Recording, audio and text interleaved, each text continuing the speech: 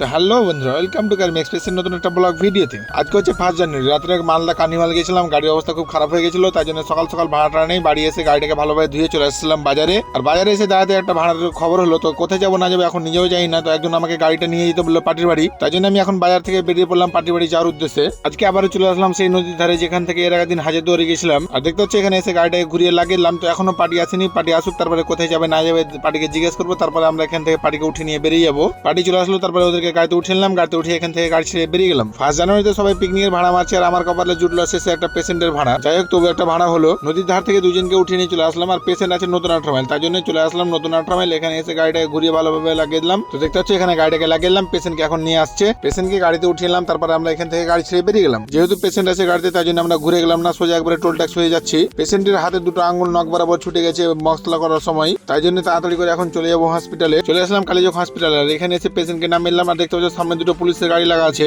তোমরা অনেকে হয়তো নিউজটা দেখেছো, কলকাতা থেকে কয়েকজন আসামিকে ধরে নিয়ে আসা হয়েছে মাদক চক্রের কারণে। তো তাদেরকে নিয়ে এসছে এখানে মেডিকেল ট্রিটমেন্ট করার জন্য। আর এখানে ওর ফ্যামিলির অনেক লোকজন আছে, সবাই কান্নাকাটি করছিল। পেশেন্টকে নামিয়ে গাড়িটাকে নিয়ে এসে এখানে সাইড করে দিলাম। কিছুক্ষণ পরে পেশেন্টের ট্রিটমেন্ট করা হয়ে গেলো, তারপরে এখান থেকে আবার পেশেন্টের ডাক পড়লো। তো এখন গাড়িটাকে নিয়ে গিয়ে সামনে পেশেন্টকে উঠিয়ে নিবো। সামনে এখানে এসে পেশেন্টকে উঠে নিলাম, এখানে হালকা করে ট্রিটমেন্ট করলো। আবার এখান থেকে চলে যেতে হবে এখন মালদা, কারণ এখানে কাজ হলো না। তাই এখান থেকে আবার বেরিয়ে পড়লাম মালদা যাওয়ার উদ্দেশ্যে। চলে আসলাম আমরা বাঁধাপুকুর থেকে বাম দিয়ে ঢুকে গেলাম মালদা টাউনের দিকে। ইমার্জেন্সি যেহেতু আঙুলটা জোড়া লাগানো হবে, তাই জন্য ডাক্তারের খোঁজ চলছে, ইমার্জেন্সি কোথাও ডাক্তার পাওয়া যাবে, তাই জন্য চলে আসলাম সদরে আসার পরে এখানে ইমার্জেন্সি যেহেতু ডাক্তার পাওয়া যাবে না, এখন ওটি হতে লেট হবে, তাই জন্য আমরা এখান থেকে আবার বেরিয়ে গেলাম। বেরিয়ে তারপরে চলে যাচ্ছি এখন নরওয়ে উদ্দেশ্যে। চলে আসলাম নরওয়েতে এসে এখানে পেশেন্টকে নামিয়ে নিলাম। পেশেন্টকে নামিয়ে এখন আমি গাড়িটাকে ব্যাক করে নিয়ে চলে যাবো বাইরে গিয়ে গাড়িটাকে ভালোভাবে এখন সাইড করে দেবো। তো বন্ধুরা দেখতে হচ্ছে এখানে গাড়িটাকে সাইড করে দিচ্ছি, গাড়িটাকে সাইড করে এখন ওয়েট করছি। পার্টির এখনো হয়নি, বেজে গেল প্রায় বিকেল 3টে। হালকা করে খাওয়া দাওয়া করে চলে আসলাম। পার্টি বলছে যেতে রাত্রি হয়ে যাবে, রাত্রে আবার আমার একটা কার্নিভাল আসার জন্য ভাড়া আছে। তো দেখা যাক আমি বাড়ি পৌঁছাতে পারি কিনা সঠিক সময়ে। দিন থেকে হয়ে গেল, রাত্রে গাড়ির মধ্যে বসে আছি, এখনো পেশেন্টের ডাক্তার দেখানো হয়নি। তাই যে ভাড়াটা ছিল আমি বলে দিলাম আমি যেতে পারবো না। ওরা বললো ঠিক আছে আমরা অন্য গাড়ি করে নিচ্ছি,